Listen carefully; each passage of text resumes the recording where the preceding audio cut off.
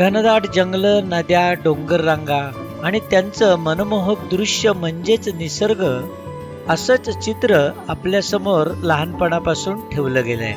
पण माळरान किंवा गवताळ जमीन याला सामान्य माणसाच्या मनात फारसं महत्त्व नसतं. मोकळ्या जमिनीकडे पडीक, उपयोग शून्य म्हणून त्याच्याकडे पाहिलं जातं.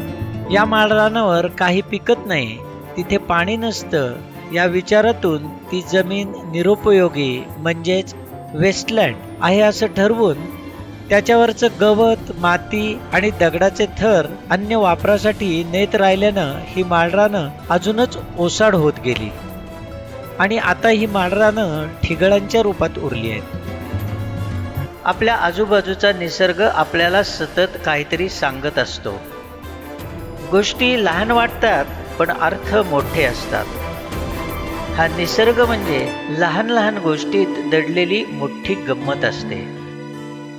त्याकडे कुतूहलाने पाहताना उलगडणाऱ्या अनेक गोष्टींचे मनोरंजक व्हिडिओ पाहण्यासाठी माझा रूपक साने हा चॅनल नक्की पहा.